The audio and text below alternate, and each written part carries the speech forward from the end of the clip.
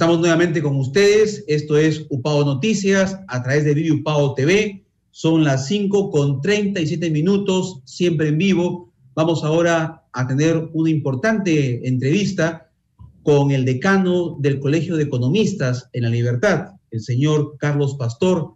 Haremos un análisis sobre cómo está impactando esta coyuntura política en la economía. Sabemos que hay cierta incertidumbre de parte de los inversionistas extranjeros, dada la situación, pues, repito, coyuntural en la política que se vive en nuestro país. Conversamos entonces enseguida con el decano del Colegio de Economistas, el señor Pastor. ¿Cómo está, señor Pastor? Bienvenido a UPAO Noticias. Buenas tardes. Buenas tardes, señor Pinillos. Gracias por la invitación. A sus órdenes. Bien, muy amable. Primero quería saber sus impresiones, cuál es la lectura que le da, cuál es su análisis respecto a estos resultados parciales de las elecciones generales en nuestro país, señor Pastor. Bueno, la verdad, tal como nos estaban informando las prensas y las principales encuestadoras, se vislumbraba pues entre candidatos que tenían mayor preferencia, que eran de centro-izquierda, como Acción Popular, y otro de derecha, como Hernando del Soto, o Rafael López Aliaga, por ahí Keiko, y una izquierda moderada, entre comillas, de Verónica, ¿no? Pero fue la sorpresa, pues, lo del señor Pedro Castillo, que aunque las principales encuestadoras dijeron que las últimas semanas estaba repuntando y que no se pudo ya informar debido a que ya no se podía compartir la información, ¿no?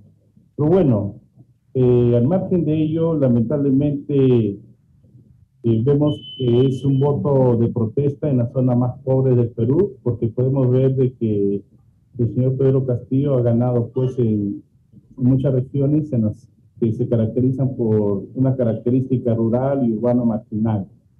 Al margen de ello, podemos ver de que por los mensajes que se está dando, el peruano ha aprendido a tener ya unas expectativas un poco más racionales. Vemos que el dólar no ha tenido un impacto tan significativo. Estaba en 3.60, ahora está en 3.63, o sea, no ha sido tan significativo como estuvo hace algunas semanas, que estaba en 3.80, algo así.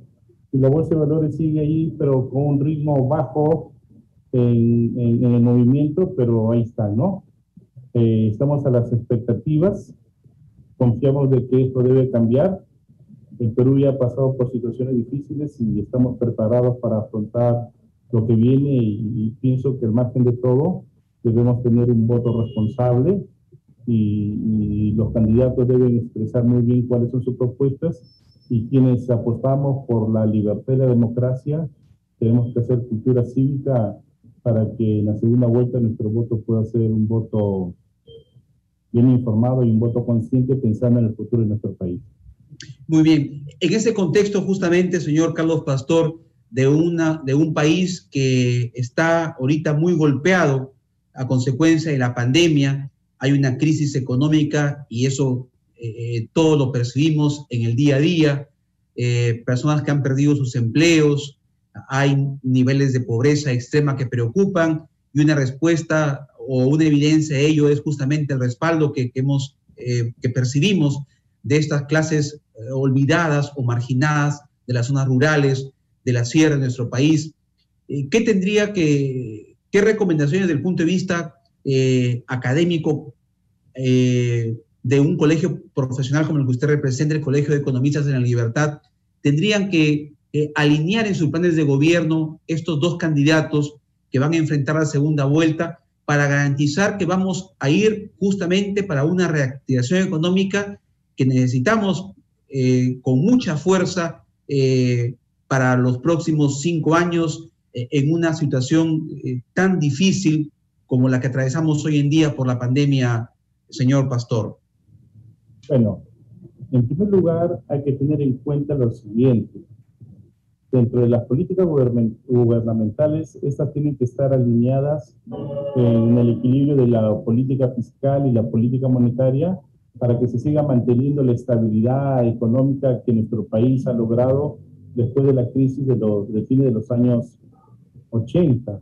Ya nosotros sabemos que es la aplicación de políticas populistas que genera inflación e hiperinflación, que genera aislamiento de nuestro país en función a los indicadores y riesgo país, por la cual los inversionistas se van, y eso afecta principalmente a la economía, ya que una política estatista no da muy buenos resultados. En lugar de generar una mejora en el país, simplemente ahonda en lo que es la crisis. Y eso ya los peruanos lo hemos vivido, mi generación lo ha vivido, era joven en aquel entonces, hemos vivido lo que fue el ajuste y también estamos viviendo las medidas que han generado después de los 90 con la nueva constitución y el actual modelo económico en la mejora del país, con grandes reservas económicas que ha servido para poder afrontar la crisis de la pandemia. El problema, como le dije en la entrevista pasada, no es el problema de los tecnócratas, el problema es de los políticos que llegan a gobernarnos, tanto a nivel de gobierno nacional, a nivel de gobiernos regionales y a nivel de gobiernos municipales.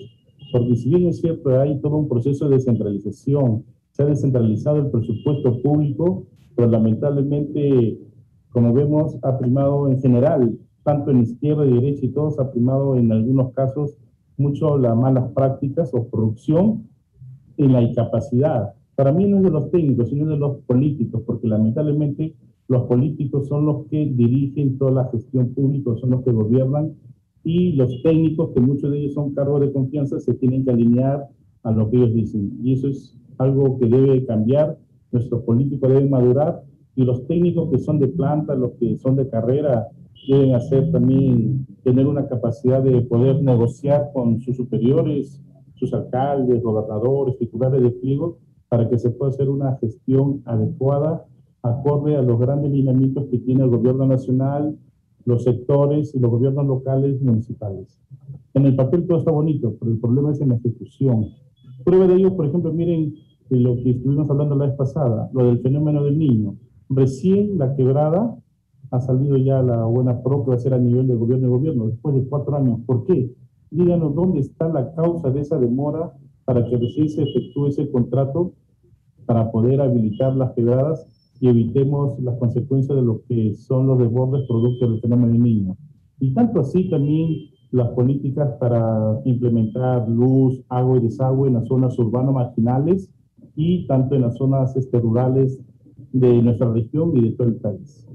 Prueba de ello es eso, ¿no? Inclusive hemos visto que acá, por ejemplo, en La Libertad, quien le ha dado el triunfo al señor Acuña ha sido la zona de la periferia, zona donde hay pobreza tal y donde quizás ellos tienen gobiernos locales, no sé si estarán llegando a la gente, pero al menos es un reclamo de la gente de las zonas urbanas marginales y rurales que exigen de que el Estado tenga presencia con ellos. Entonces, para mí es cuestión de los políticos, de que sepan dirigir, sepan ser buenos gerentes y trabajar conjuntamente con sus técnicos para hacer la gestión y el Estado pueda cumplir con su función subsidiaria de brindar los servicios de luz, agua, desagüe, educación, salud y infraestructura en carreteras y seguridad. Si se da eso, vamos a cerrar las grandes brechas que hay en el país.